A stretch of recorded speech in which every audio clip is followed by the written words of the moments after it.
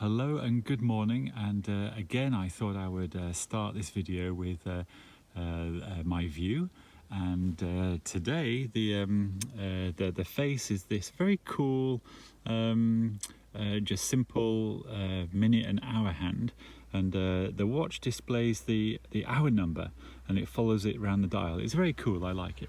Anyway, on to the video. So you can probably guess what's coming. The title indicates it, but so Austria has announced it is mandating all Austrian citizens have to be vaccinated. Another word for mandate is forced, because you have to do it, and the indication is that people who are not vaccinated will be fined. So we have an entire country that is now forcing vaccinations. Now imagine if this news broke this time last year, for example. I mean, any time last year, everyone would have said that is a conspiracy theory. You know, no one is ever going to be forced to take a vaccine. But once again, it appears that the conspiracy theories around this pandemic and the virus all seem to be coming true. I mean, you have to be taken back by that news. If you're not, if you think that mandating an entire country, if you are forcing an entire country to have a vaccine, to undergo a medical procedure, to receive a medical treatment. If you think that's fair and reasonable, well, that's fine, that's your opinion.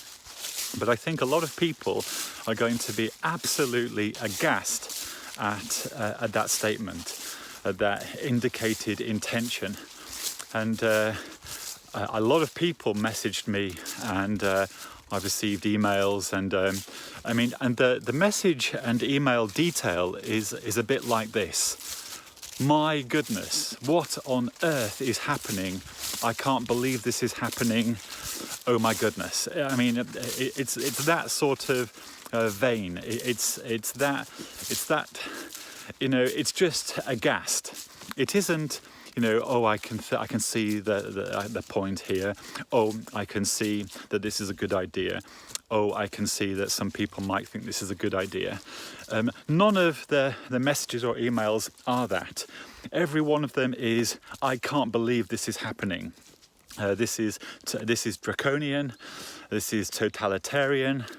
This is. I mean, the analogies now being drawn are like that in Germany in the 1940s.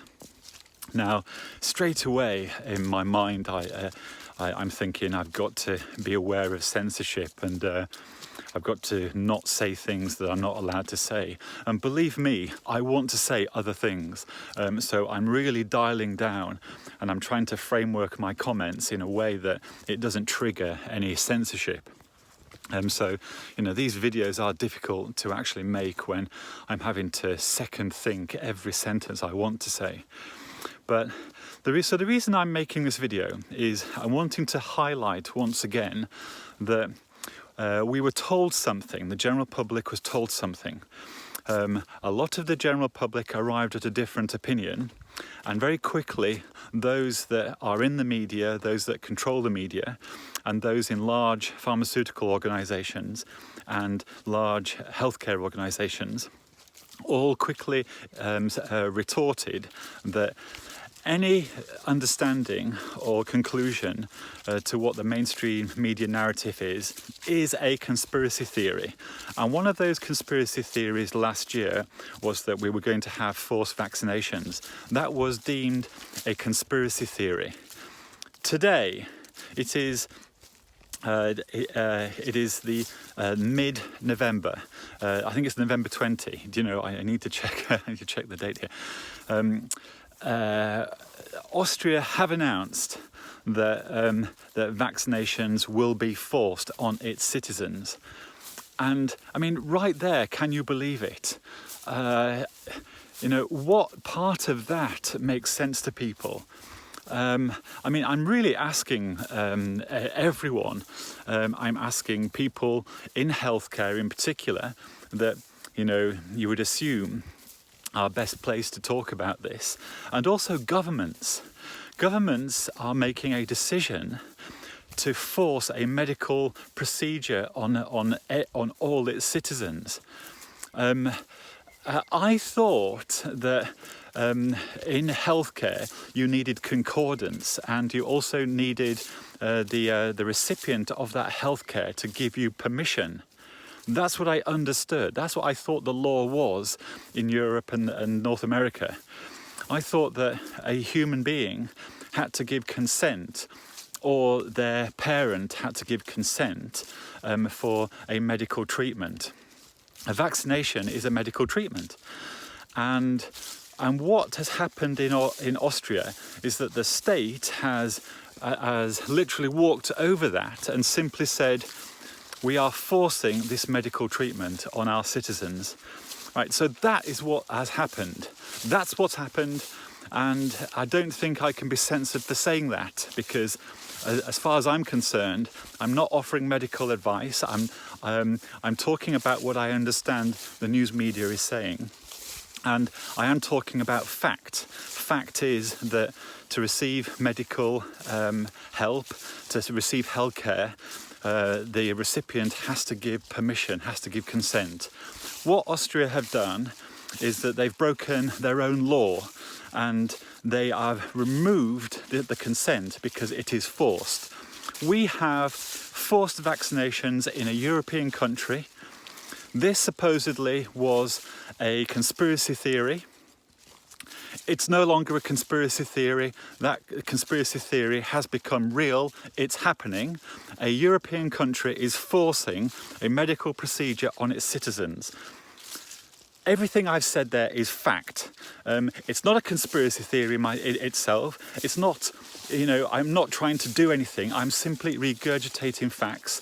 And of course, I seem a little bit emotional. I sound, concerned and cross, because I am. Because what is going on in this world, I don't believe is correct. I don't believe it's right. I don't believe it's right by the people. I think because of evidence in front of me that there is other decision makers that seem to be influencing people and governments and organizations with some authority and control. It feels like an agenda. It feels like there is something beyond what we're being told. And the reason I've arrived at this conclusion is because we are constantly told one thing, we're constantly told another, and the goalposts keep moving. Let me illustrate the goalpost here. Another goalpost. Last year, as the vaccines were being announced, many times in the news media, we were all told the vaccines are safe and effective. And we were constantly being quoted 90-something%, 96%, 95%, 94%. It just seemed all the vaccines were hitting the 90s. Percent effective, safe and effective against the virus against COVID-19. That's what we were told. We were also told that you would be protected from infection and transmissibility. That's what we were told by the news media last year. So you can fact check that, you can censor that, whatever you like. I'm speaking fact, it is the truth. Right.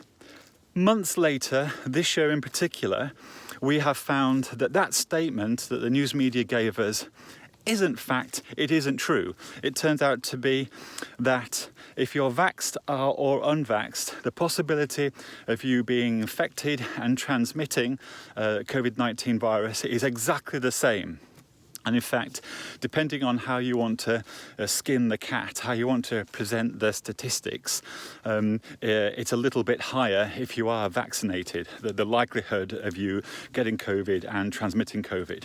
If you look at the statistics one way, I mean, I'm not lying here. This is the truth. This is factual information. So So once again, so we are constantly being faced with being told one thing. And months later or weeks later, the very thing that lots of people claim is the truth becomes to be the truth. But yet the news media will constantly reiterate its version of the truth.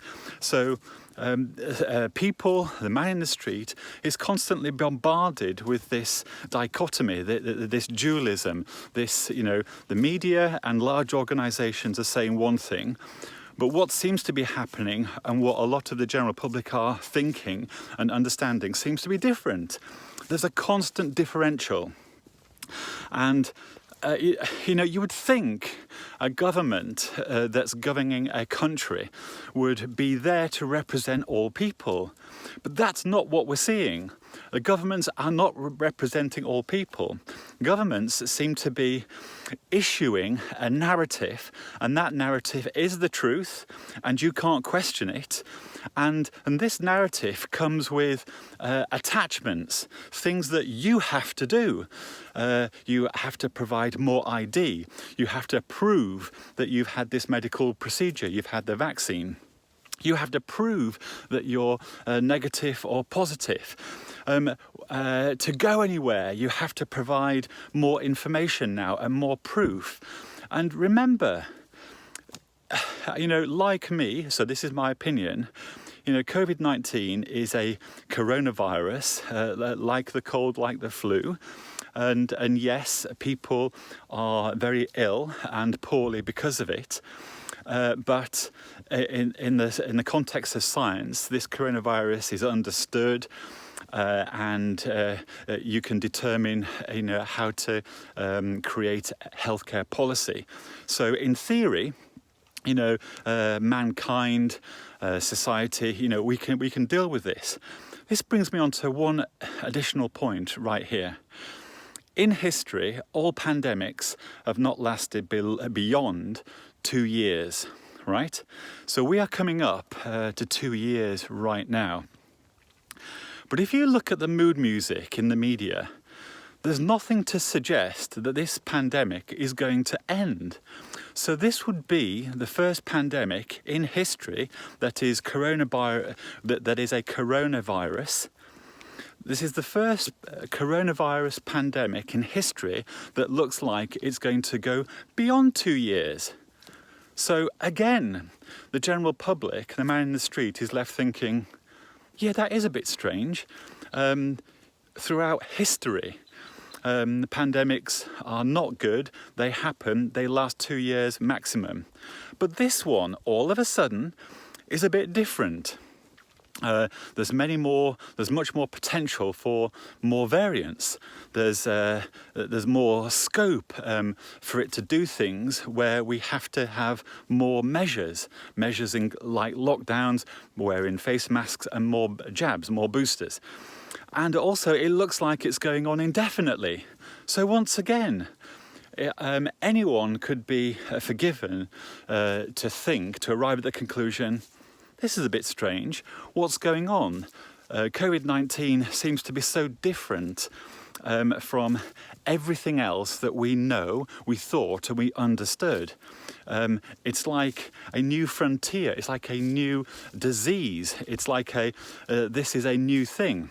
Now, remember last year, many times, the authorities, representatives of the authorities would say, this is an opportunity for the Great Reset in the backdrop of climate change and other world issues. And then they wheeled out Build Back Better. Now, Build Back Better, I suppose, that's quite a legitimate strapline for a public worldwide push towards getting back on our feet after a pandemic. And I suppose on the face of it, the Great Reset isn't such a bad thing, but it's the speed in which it came out. We'd only been in the pandemic for a couple of months, and these incentives, these World Economic Forum initiatives, seem to be nicely prepared, and they were being spewed out in the news media every hour on the hour. And you know, I suppose, yes, you could take the view that, you know, it was just the people that are responsible for this sort of thing were just simply getting on with their job and arriving at a plan out of this pandemic. So that is fine. But once again, it does seem strange that the Great Reset and Build Back Better seems to be going build back backwards. Things are getting worse. The Great Reset seems to be people are losing their jobs, and there are shortages everywhere. You know, and now we have to be vaxxed. You know, that doesn't feel like a great reset. That feels like a draconian reset. And building back better seems to be more about, you know, build back differently. Because I don't think we can use the word better, because I don't think better is describing anything that people can relate to right now, apart from those that have a lot of shares in Big Pharma. You know, certainly their personal wealth is going to be very much built back much better. So, you know, I understand that. Anyway, folks, you know, I'm worried that I have said something in this video that will that it will fall victim to censorship and it will be taken down. And if that does happen, you know, I might be gone for a week or 90 days or whatever Google and YouTube decide, you know, is the penalty for me speaking my mind. And get this, I'm not even speaking my mind. This is a tailored, constructed conversation because I'm trying to not say things that I think will get me censored and taken down. So I suppose this is a heartfelt talk at the camera to you guys. Yes, you know, I sound a little bit frustrated and a little bit cross, and that's because I am. You know, I'm not pretending here. I do not like what's happening. I don't believe what I'm being told, and I am very concerned. I'm not just concerned for me. I'm concerned for everyone I know, and I'm concerned for young people that are being brought up in this time, this normality, whatever this normality is. And it is deeply concerning. I believe governments are doing a very bad job now. I don't think they're doing a good job. Some bits they will have done well, yes, I have to say that. But on the whole, I think this pandemic, what's happening in the world, is bad. I don't think governments are representing the people. I don't think they're doing right by the people. The confusion, the polarizing aspect of this, the way that we're all being divided and people are falling out over the vaccine policies. I think it's a real shame, and we do need a great reset, and we need a great reset in governments and the political environment that we're all subject to. That's the great reset that we need. We need politics changing. We need governance changing. We need a different approach to healthcare. That's my opinion. You know, maybe they'll ban me for saying something like that. And the building back better, yes, we need to be built back better, not built back worse. Right now, we are being built back to the detriment. We're being built back worse unless you're wealthy and you have shares in Big Pharma. Then you're being built back wealthier. Something isn't right. That's my conclusion. I am reaching out to everyone. What do you think? I'm reaching out to, I mean, no one watches this video, so I don't even know why I'm saying this, but, you know, if you are someone in government and you're watching this video, I'm simply saying to you, you know, please, will you listen to the general public? Will you listen to the temperature gauge of opinion that's out there that you are definitely not listening to? Because there is unrest. People are not happy. No one is happy right now. Even vaccinated people are not happy right now. These policies, these draconian policies, they will not work. They are not working. They're making people very miserable. So I think I'm going to leave it there. This is a cry for, please, let's talk about this. Please, let's make things better. Let's corporately somehow make things much better than what they are. That's the positive. I shall leave it there, and I do hope that everyone has a good day, and I will say bye for now.